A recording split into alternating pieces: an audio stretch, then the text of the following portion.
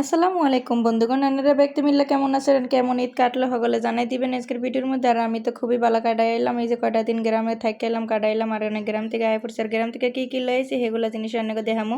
এই যে দেখেন লঞ্চের থেকে নামছি, আমরা লঞ্চের থেকে নামে এরপরে গাড়ির লেগে অপেক্ষা করতেছি। সিএনজি দিয়ে আয় পড়লাম, আর সিএনজি দিয়ে উঠলে তো বেশি করে সময় লাগে না, চট করে উঠলাম, চট করে আয় পড়লাম। আউনের পরে এই যে দেখেন ব্যাগের মধ্যে কত গাটি গুটি এগুলো হগল কিছু দিয়ে দিছে, কে দিছে মোর বাইয়ে দিয়ে দিছে হগলগুলা জিনিস সেগুলো। আর এই যে এক এক করে আমি হগলগুলা জিনিস নামাই লাইতেছি। এগুলো হচ্ছে দুধ দিছে এমন 4 লিটার 4টা বোতলের মধ্যে, 9 লিটার দুধ আছে। আর এই হগলগুলা দুধ যে আনতে কি কষ্টটা হয়েছে জানেন না বন্ধুগণ। এর ভিতরে আবার লগে দিয়ে দিছে পোলার চাল। পোলার চাল কিন্তু 1 কেজি আর 2 কেজি নেয় না, 9 কেজির উপরে পোলার চাল দিছে। ঘুমা এগুলো কি সম্ভব না? তো আমি তো আর জানি না। আমাকে লঞ্চের মধ্যে আমি আসছিলাম, ঘটনাটা হয়েছে কি, আমার হরিগের থেকে যখনই আমি লঞ্চে উঠি 1 ঘন্টা পার হওয়ার পরে আমার বাইরের বাড়ির লঞ্চ গার্ড তো হেন্দা বাইয়া ইয়া খাইরা আসলে খাইরাই থেকে বাইয়া এগুলা দিয়ে গেছে। কিন্তু হেতায় তো এতগুলা জিনিস দিব, এগুলো তো আমি বুঝি না যে কি কষ্ট যে হয়েছে এগুলো আনতে। আর এই যে দেখেন মাংস এগুলো হগল কিছু দিয়ে দিছে, এগুলো তো অনেকটা কষ্টই হয়ে গেছে গা। আর একটা দিছে, আর এটা হয়েছে কি আমার যে ননসে দিয়ে দিছে এই দুধের 5 লিটার বোতলটা, এইটাও অনেক বাড়ি হয়ে গেছে গা। মানে কি যে পরিমাণ বাড়ি হয়েছে কি কমো বন্ধুগণ, এগুলো আনতে যে বিশাল কষ্ট হয়ে গেছে গা। মনে করছিলাম যে অল্প স্বল্প দিব, আসার ঘুমা এতগুলা জিনিস লয়ে আত্মাত কাটতে ফিরে থাকে, এমন একটা অবস্থা হয়েছে। তারপরে বুড়ায় কতক্ষণ লইছে, আমি কতক্ষণ লাগছি, মোট মিলে আমাকে 4টা ব্যাগ হয়ে গেছে। কাপড়ের ব্যাগ একটা হয়েছে, আর এমনি হাবি জাবির এগুলো ব্যাগ হয়ে গেছে 3টা।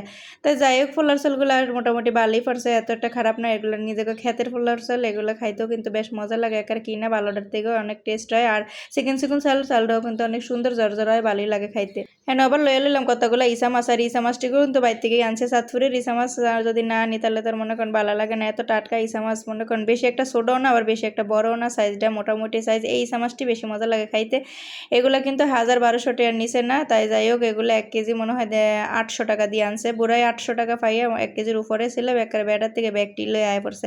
তো এই মাছগুলো সুন্দর একটা ডিপ হয় নাই বেশি করে। আর আমরা রাখছিলাম লঞ্চের মধ্যে যে জায়গাটা গরম বাফা উঠতেছে ইঞ্জিনের, সেই জায়গার মধ্যেই ভুল করে রাখছি, হ্যান্ডা একটু গরম হয়ে গেছিল গা। তো একদিকে একটু ইসা মাছটি লাল লাল হয়েছে, আরেকদিকে সবুজ সবুজ একটা টাটকাই আসছিল।